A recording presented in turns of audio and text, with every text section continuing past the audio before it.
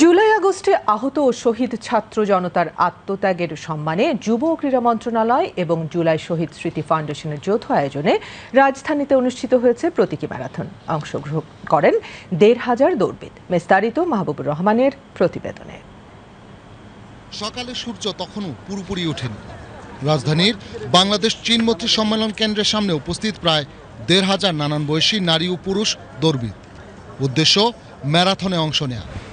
July August গণ অভ্যুত্থানে শহীদ ও আহত ছাত্র জনতার প্রতি শ্রদ্ধা জানাতে আয়োজিত এই ম্যারাথন। জুলাই শহীদ স্মৃতি ফাউন্ডেশন এবং যুব ক্রীড়া মন্ত্রণালয়ের যৌথ উদ্যোগে আয়োজিত ম্যারাথনটির নাম দেওয়া হয় ৫ কিলোমিটারের প্রতীকী ম্যারাথন।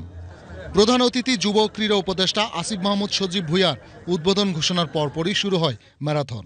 আমি আজকের প্রতীকী ম্যারাথনের উদ্বোধন ঘোষণা করছি।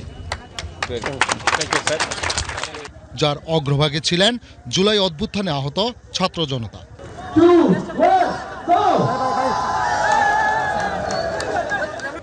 বাংলাদেশ চীন মৈত্রী সম্মেলন কেন্দ্রের সামনে থেকে শুরু হয়ে গণভবন, আড়ং, সংসদ ভবনের সামনে দিয়ে খামারবাড়ি হয়ে আবার চীন মৈত্রী সম্মেলন কেন্দ্রের সামনে এসে শেষ হয় ম্যারাথনটি।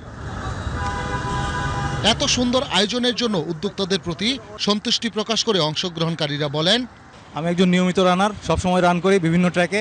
এই ট্র্যাকটা আমাদের জন্য নতুন, বাট আজকের আয়োজনটা খুবই ভালো এবং খুব সুন্দরভাবে রোড মেনটেন্যান্স, তারপরে hydration maintenance, finishing line, start line সব কিছুই খুবই সুন্দরভাবে স্মুথলি হচ্ছে। এই প্রথম রান করতেছি এই আজকের গণ অভ্যুত্থানের যারা শহীদ হয়েছে ওদের স্মরণে। একটু হিউমিডিটি বেশি কাজ করছে, তবুও এই কষ্টটা ব্যালেন্স হয়ে যাচ্ছে, কারণ এই রানটা আমরা করছি জুলাই আগস্টে শহীদদের উদ্দেশ্যে। প্রতীকী ম্যারাথনে অংশগ্রহণ করার জন্য নিজেকে একজন গর্বিতভাবে দেখতেছি।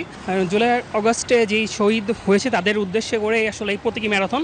একটা কথা আবারও বলে যাই, লাখো শহীদের রক্তে কেনা দেশ, দেশটা কারোর বাপের না। আসলে জানতাম না, প্রস্তুত ছিলাম না, তো হঠাৎ করে হাওয়া একটু হাঁপিয়ে যাচ্ছে।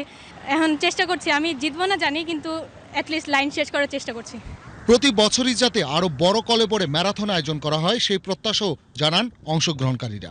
যেহেতু এটা আমাদের শহীদ ভাইদের প্রতি উৎসর্গ করা, তো তার জন্য আর কি অনেক ভালো লাগছে। আমি মনে করি যে এটা আরো বড় করে করা উচিত, মানে ভবিষ্যতে। সেটা যদি প্রতি বছর করা হয় তাহলে আমরা প্রতি বছরই এই ধরনের একটা সময় ম্যারাথনের প্রতি মানুষের আগ্রহ দেখে যুব ক্রীড়া উপদেষ্টা ভবিষ্যতে আরো বড় আকারের ম্যারাথন আয়োজনের ঘোষণাও দেন।